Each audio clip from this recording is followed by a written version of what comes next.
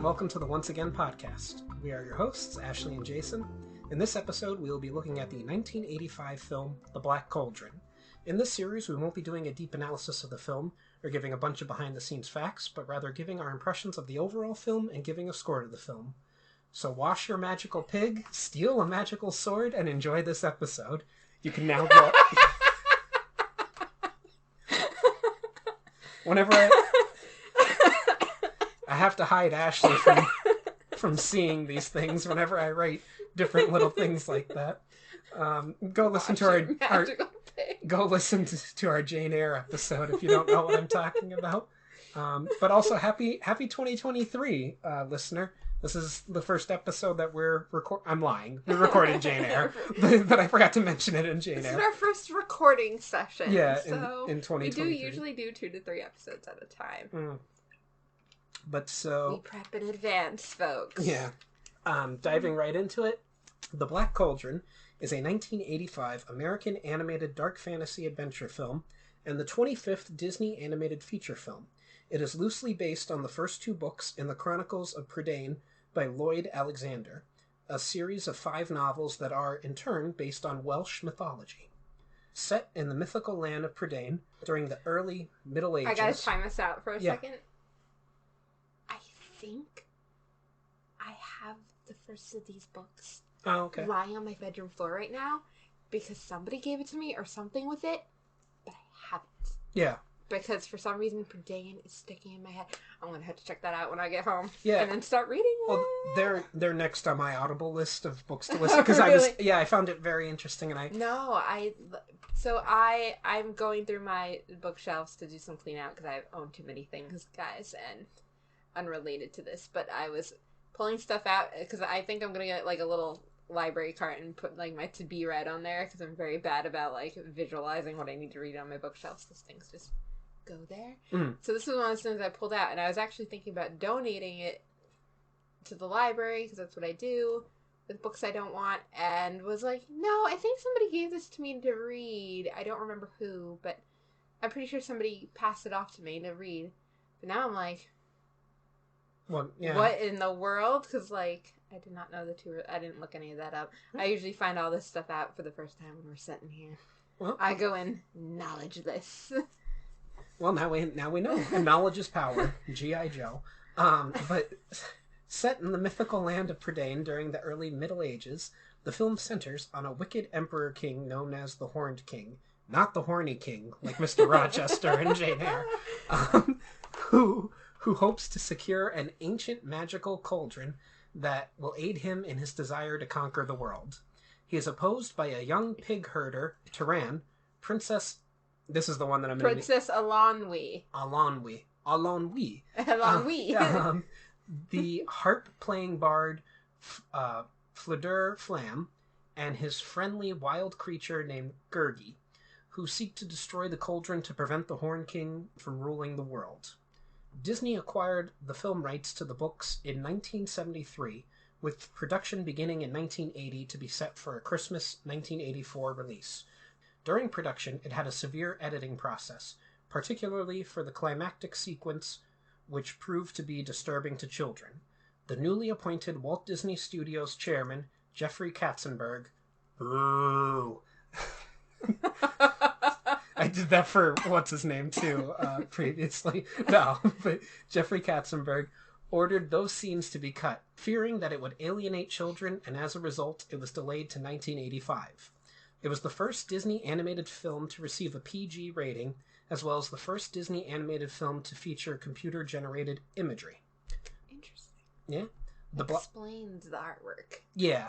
Not going to complain about it. I do like the way this... We'll get there. Okay. The Black Cauldron was released in North America on July 24th, 1985. 2 days later, the film also was screened at Radio City Music Hall in New York City.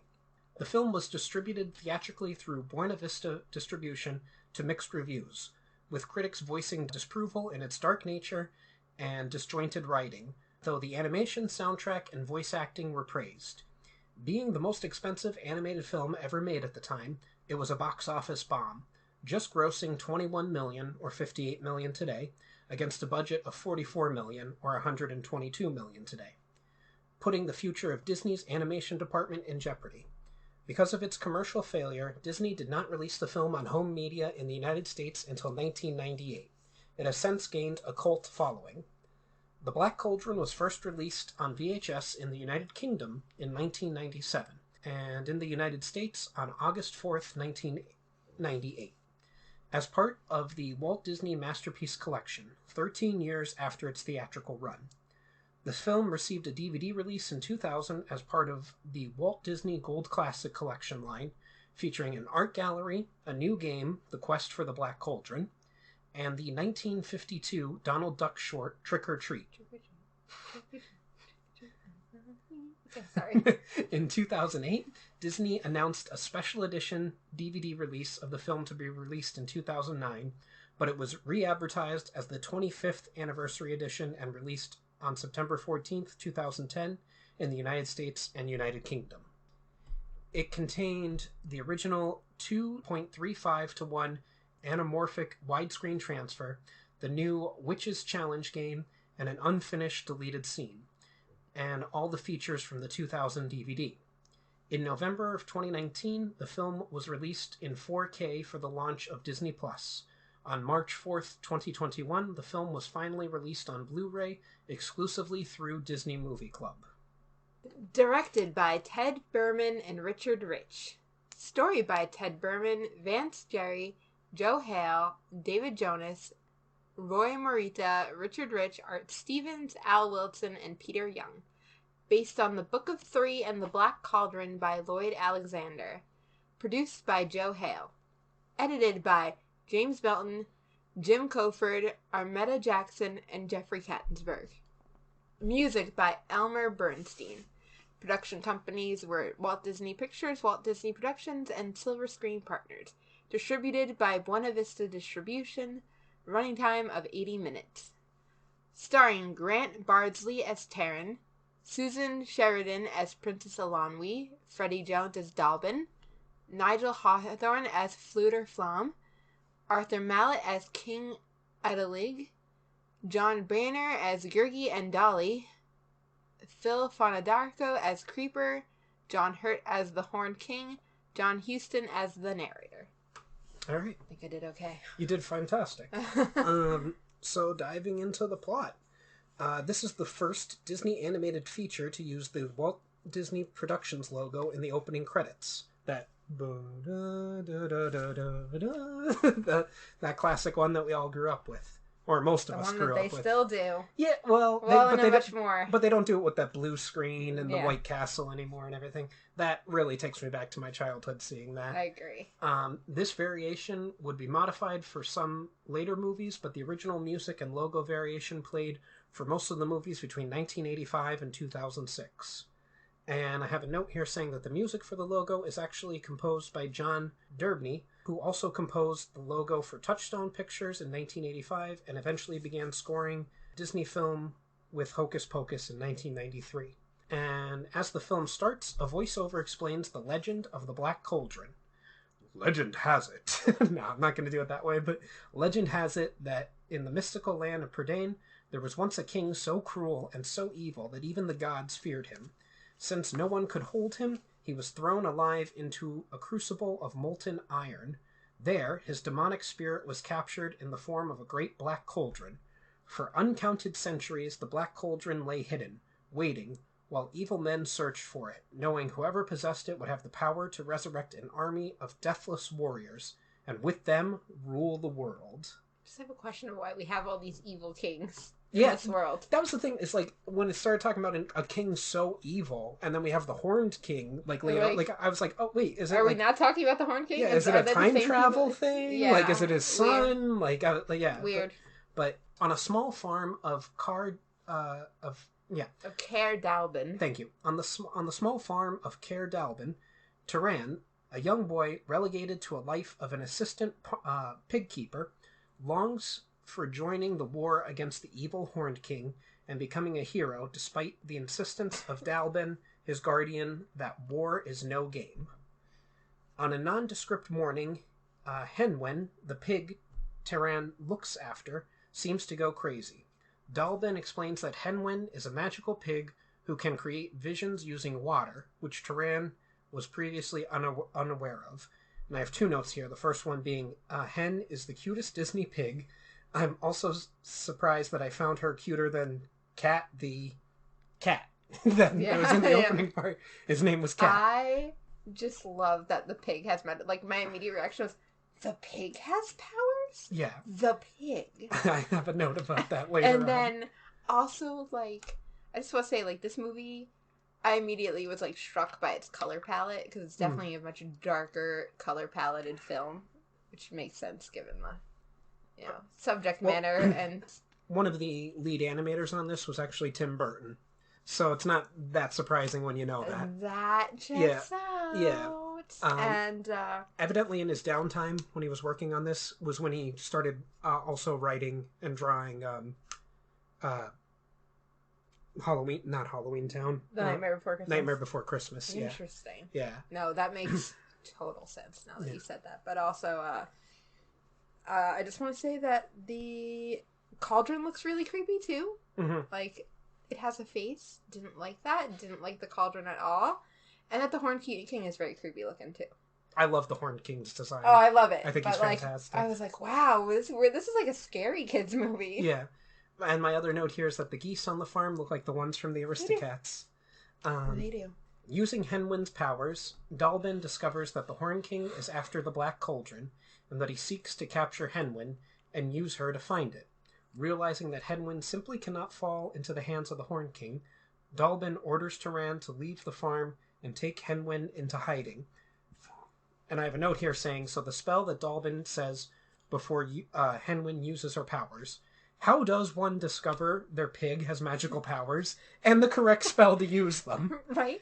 Like, who is Dalvin? Who is this pig? Where did they come from? I don't understand. This movie moves at a rapid pace, and I want to know more about these characters. So yes, I want more answers. Yeah, I'm glad we... If there's answers in the book, sure. If there's no answers in there, I'm going to be annoyed. Like, where are my answers about Henwin, the magical pig? I think once you get done reading those 2 books you have, and I listen to the audiobooks, maybe we pitch a Black Cauldron 2 idea, because I want more answers.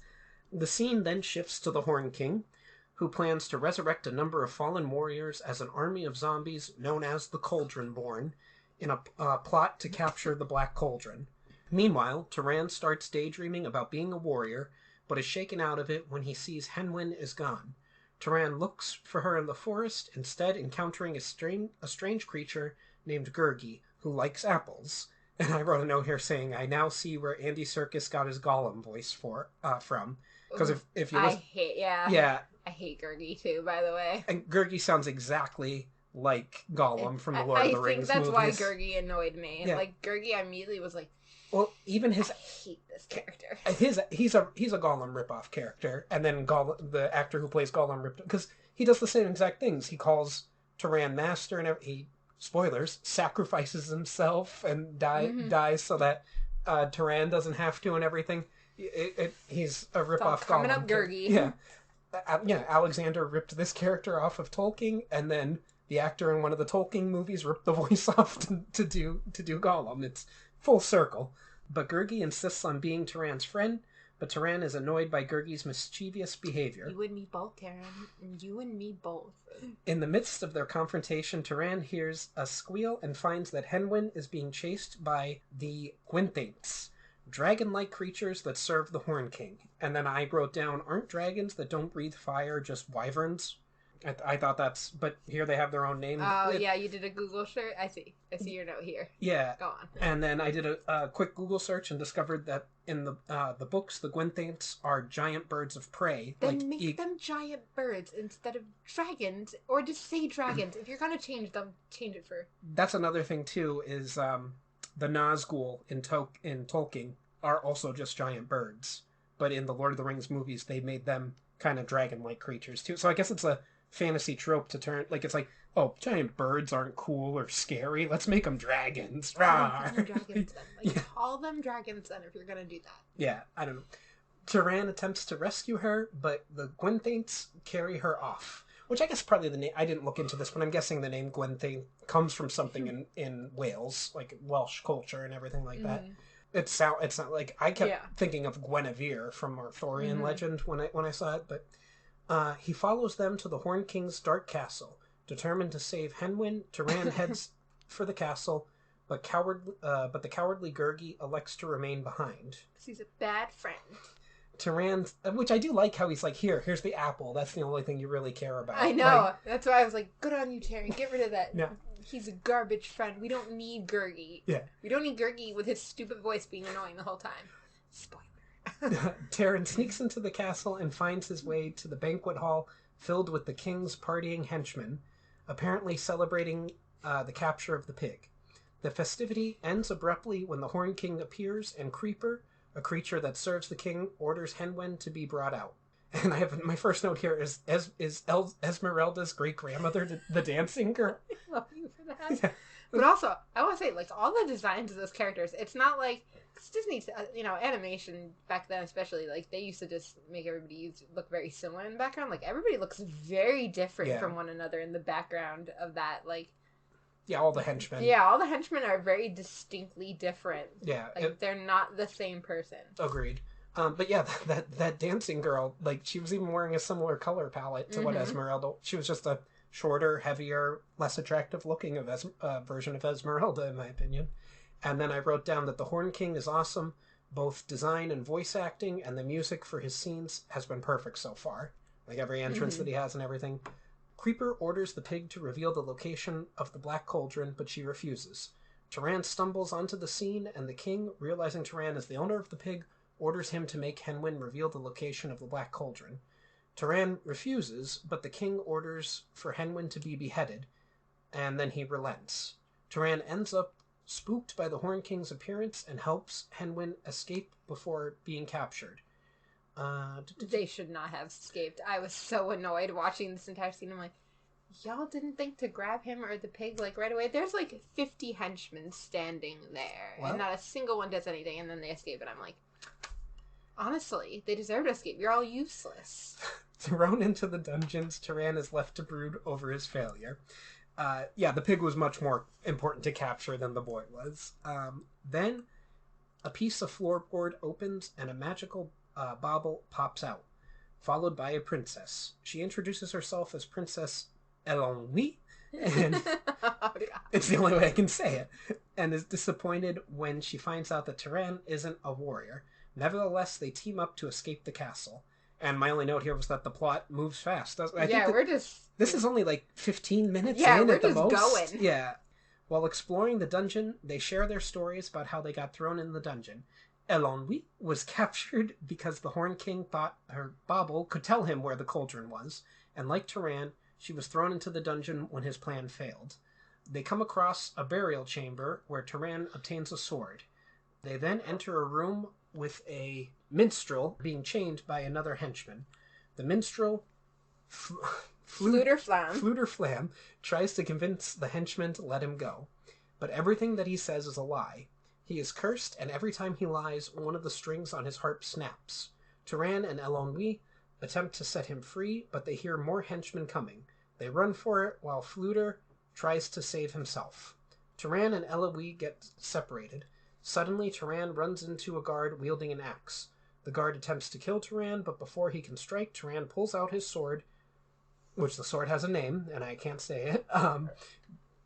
Dermwin, and uses it to block the axe. The sword magically damages the axe, and the horrified guard runs away. Literally, all my notes here are, and the sword's magical too, because more magic, and the sword does all the work. It kind of gives that Arthur... it does, vibe but I'm also like... Yeah. Excited over the magic sword, Taran plays with it for a while, but then Eilonwy shows up, and they continue onward. They run into more guards, and Taran deflects them with the magic sword. Meanwhile, Fflewddur has escaped the dungeon, but is being chased by a dog. Taran slows down the guards by slashing some of the wine barrels with the sword. Taran and Eilonwy finally make it to the entrance of the castle, only to find that the drawbridge is closed. Creeper and the other henchmen have them cornered, but then Taran uses the sword to cut the chain to the drawbridge, allowing it to fall down.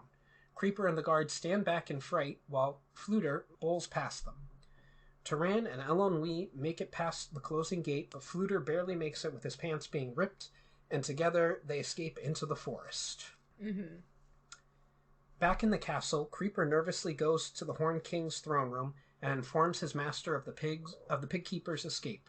He attempts to choke himself as punishment, but is surprised to find out that his master likes the news. If Taran has escaped, he will find the pig, and then they can capture them both again.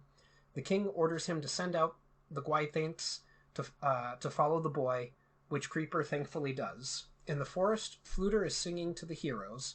Not really, it's like 2 lines, and it's the only song in the film, while Eilonwy is sewing his pants.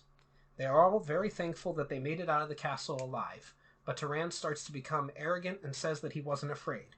He and Eilonwy get into an argument wherein the princess runs off. Taran storms off in the opposite direction, ignoring Fflewddur's attempts to make peace.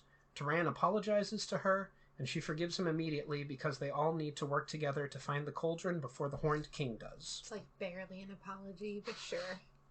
Just then, they hear Fflewddur yell for help. Taran draws his sword in case of danger, but sheathes it when he finds out that Fflewddur's assistant is none other than Gurgi. After an argument, Gurgi reveals that he knows where Henwin is, and the others follow him. They come to an enchanted whirlpool and are sucked down. They find themselves in an underground universe populated by pixies, which are ruled by the kindly King Elderleg. He does not like humans in his home. The whirlpool, maintained by the bad-tempered court workman Dolly, is supposed to keep them out. Nevertheless, he helps them. He knows where the Black Cauldron is and instructs Dolly to take them to Mova, the land where it is hidden. He also has Henwin, and she and Taran are reunited, but Taran is afraid to take her to Mova. Taran is afraid to take her to Mova, and the king says that he will send her back to Dalben's farm. He then conjures up magical clouds to transport Dolly and the travelers to Mova. And I have a little note here that I found out in the trivia and went back to double check, but Tinkerbell has a brief, silent cameo with the fair folk. Oh. She's floating right in between Taran and Eilonwy. Like, there's a bunch of them around them, and she's right in the middle. But she kind of looks a little bit different because they made her bangs in the front much more prolonged. Pronounced prolonged, whatever you want to say. The cauldron, it turns out, is in a cottage governed by 3 witches, which I'm skipping right over their names. Ordu, Orgot, and Orwin. There we go. There you go. And they have a larder full of frogs. There is a strong implication that they are humans who stole from the witches in the past who are to be eaten. Orwin takes a fancy to Fflewddur and will not allow him to be turned into a frog. The witches reveal they never give anything away. They trade. Taran, seeing that they have nothing of value to offer, trades his sword for the cauldron. A storm blows up, and the heroes are transported outside. The earth shakes, and the Black Cauldron emerges from it. I just want to say, too, my opinion at this point was we are just going. Like, there is so much going on, but I was also like, pixies? Witches? Yeah. We just have everything in this movie. It really, like, I know it said it's based off Welsh mythology, but it's really bringing a lot of English, like, mythology of that time. Like, even, like, the 3 witches, 3 sisters, whatever. I love their animation in the clouds, by the way. That's such a good animation. I have to say that. I also got the feeling, and maybe this will be in the books, but I've got the feeling that there was more to them than just being witches. Yeah, that's what I got, too, is that there was a lot going on with them. Yeah. Like that we just weren't getting because we were getting the story of the Black Cauldron. We weren't getting the story of, like, them. And now that I know it's based off books, I'm like, see, this is probably one of those where they're probably very heavily involved in the books, but this is the story of the Horned King and the Black Cauldron, so we're, like, moving past their storyline because we don't need it. Yeah.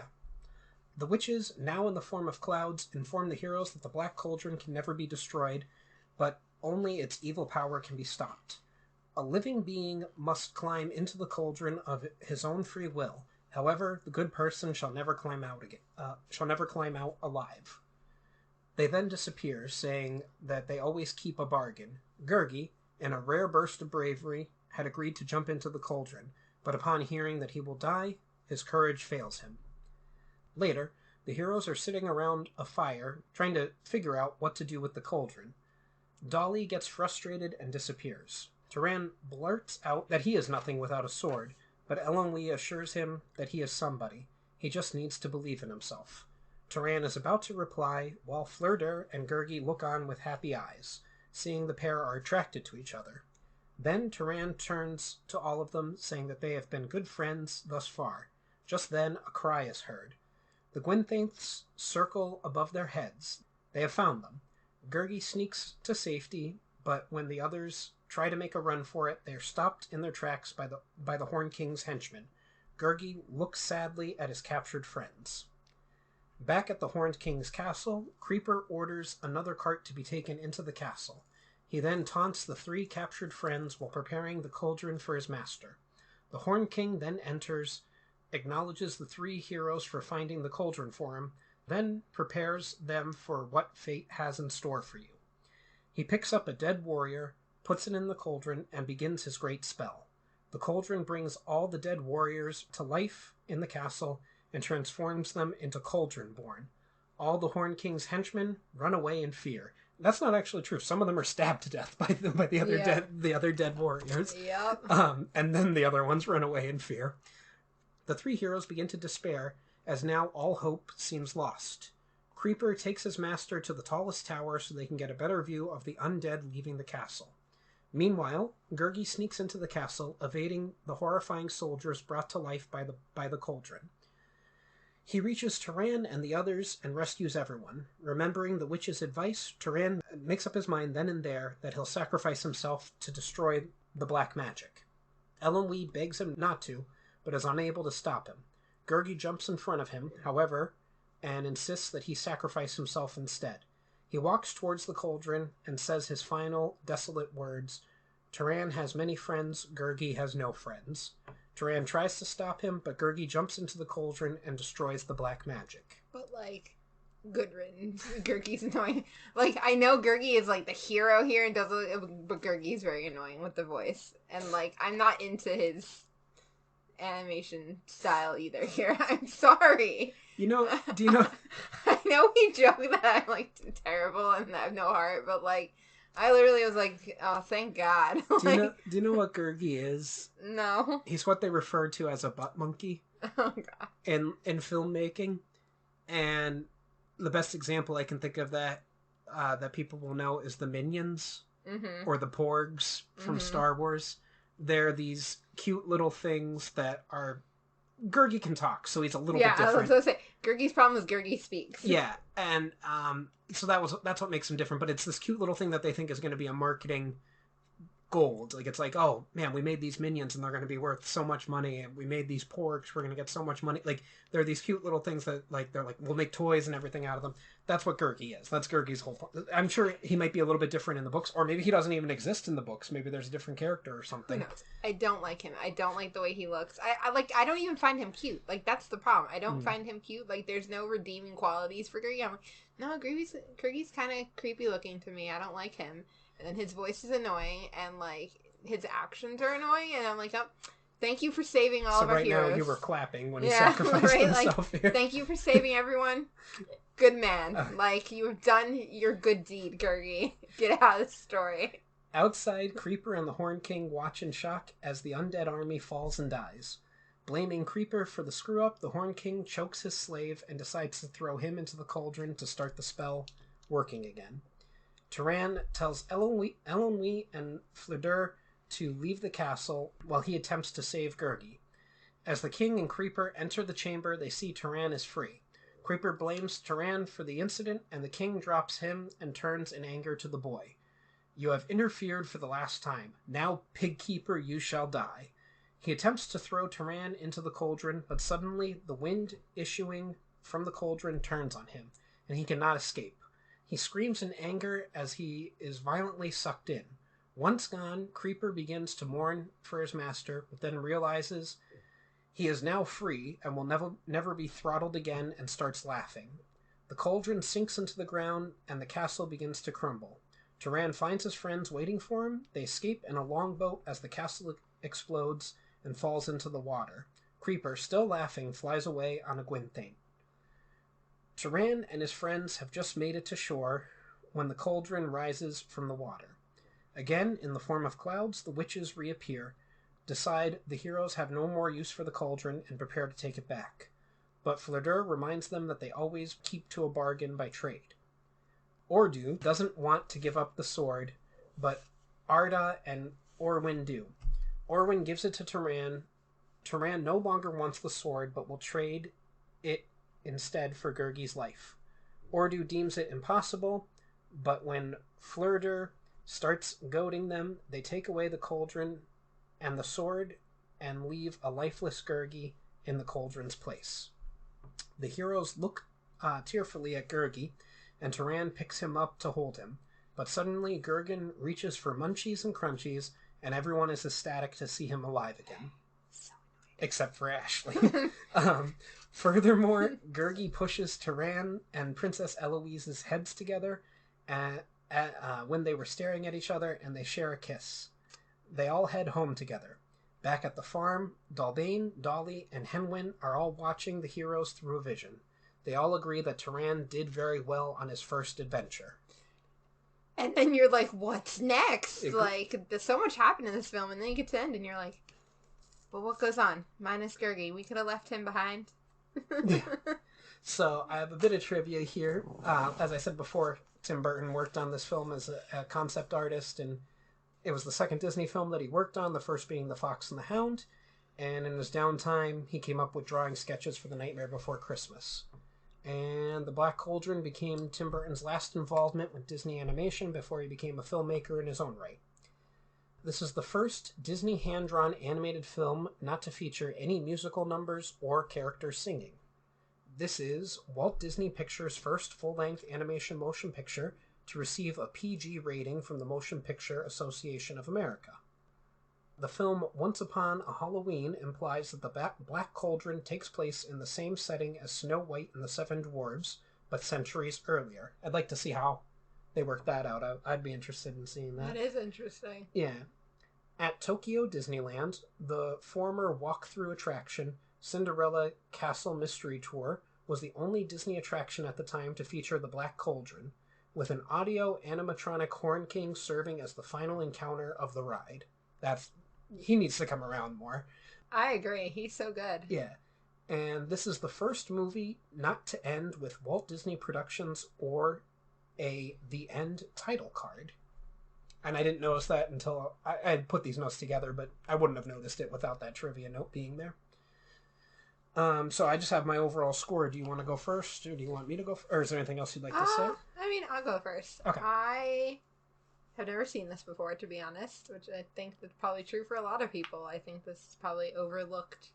I think the animation's pretty good for the most part. I mean, it's definitely darker. I definitely think there's some times in the, like, scenes where there are a lot of characters where people's eyes get a little funny here and there, and that was very odd to me and jarring, like, I noticed it. But I thought the animation was funny and good. It's weird not having any music, but, you know, that's not a bad thing. We don't need music in all of our animated movies. And I love the Horn King. He's such a good-looking villain, and, like, good for what he is. And I wanted to know more, I think. Like, we were going so quickly, but also I was like, okay, but, like, what is that, like when they're like, oh, we're going to Morva, and they're like, Morva, and I was like, but what's Morva? Like, what? I feel like we were deep in a fantasy realm that, like, it's not like watching Lord of the Rings where, like, you know where everything is. Like, you just inherently, like, understand what they're saying, even if, like, this is more like a, but where are they going? Like, you want to know more about the world itself, but there's no time to build the world because this is not a fully fledged, like, 3-hour film, so... and I gave it an 8 out of 10. I agree with you on a lot of that, especially like how you said, literally, like, the world building, like the literal world of it. Like, what did Morva mean? Like, what like the characters knew, but we didn't know that. Like, Lord of the Rings keeps it pretty simple. Okay, you have the Shire, where especially the movies, they keep it very. Oh, here's the Shire, good place where the hobbits live. Mordor over here, and then you have the stuff in between where the humans live. Like, it's very simple. You have where the elves live and everything like that. But Morva almost felt like a Mordor to me. Like, I should know what that is inherently without having, like, really seen anything. Like, I should just know. Yeah, is this not where the Horn King is from? Like, what's Even Game of Thrones keeps it simple. Like, the North is where the The Starks Wall. are from. The Wall is like it's King's very, Landing. Yeah, it's very simple. Not that it's not complex as well, but it's much more simpler to just It's dive in simple and knowing it's nothing. like, it's simple and it's generics. Yeah. So we will agree on a lot. I wrote down that this was my first time watching it as well, and I have to say that I'm mixed. I think that if I had seen The Black Cauldron as a kid, I would have loved it. It has many of the elements I enjoy in fantasy and a solid enough plot. However, some of the animation is weird. I can't say exactly what it was, but it felt like different characters were drawn at different times by completely different artists, though they would be in the same scene together. This, for me, was most evident during the opening scene with Taran and Dalbin on the farm. Their outlines were completely different, and they looked like characters from different movies. Just my personal opinion. The animals, creatures, witches, and the Horn King all looked awesome, but the human characters designed looked like a blending of the old Disney animation with what was to come in the Disney Renaissance. So it just didn't really work for me. The characters, the size of their hands were very large, and it's like I said, a lot of their eyes were doing weird things here and there. I don't know if you noticed, like the gypsy dancer lady, her eyes bugged out a few times, and I was like, "What was that?" I think that was purpose. I think it was on purpose, but I also was like, "But why did they do? Why was it on purpose? It was a weird thing to do here and there." I also am going to criticize the voice acting. While well cast and well performed, I'm criticizing the actual audio sound.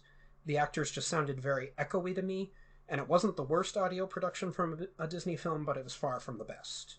It was also unusual but enjoyable to get a Disney animated movie without a song in it, so they get credit for trying something different, in my opinion. Overall, I have to say that the plot moved so fast it left me wanting more. I'm going to listen to the Chronicles of Prydain on Audible, because I'm interested in these characters, but I wish we had a proper sequel or even a prequel.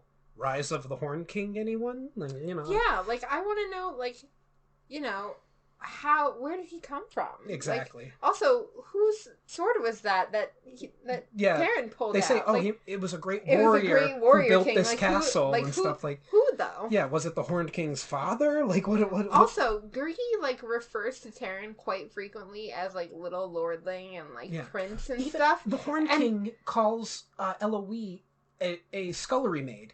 He's the only character that makes her she's not a princess. Everyone else calls her princess, but he's a pig farmer, a scullery maid, and a harp she player. calls herself a princess. Is she actually a princess? Yeah. But other characters, Gurgi keep making references to Taran being a prince or a lordling or something, and I'm is he? Is he something more than just this guy that was working on this farm? Was that his father and his father's sword that was buried there? And that's what I thought. I thought that was going to come out at some point, and it didn't. And I was like, okay, maybe in the books we'll find out. Mm-hmm. But I understand Disney didn't make a sequel to this because this movie was a bomb. In fact, this almost bankrupted Disney Studios. But I think enough time has passed, and it has a large enough cult following that a sequel, prequel, or remake would do well. I suppose we'll have to wait and see what happens with the Willow series on Disney Plus before I know if they'll dip their toes into fantasy water again anytime soon. All in all, I'm giving The Black Cauldron a 6.5 out of 10. Not the best Disney animated film, but far from the worst. Anything else you'd like to say? Or? Not really. All right, well, this has been the Once Again Podcast. Any questions, comments, or critiques can be addressed to our email at onceagainpod@gmail.com. Follow us on our social media accounts, Once Again Pod, all one word, on Twitter, Instagram, and TikTok. If you'd like to contribute to the podcast, we have several tiers available on patreon.com/onceagainpod. As always, a like, follow, or share would be greatly appreciated. Thank you and have a wonderful day, and remember, we will entertain you. We will always entertain you.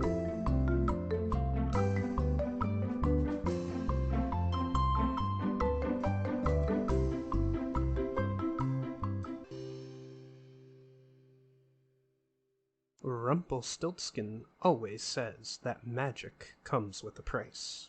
But for this price, you can get a nice piece of jewelry.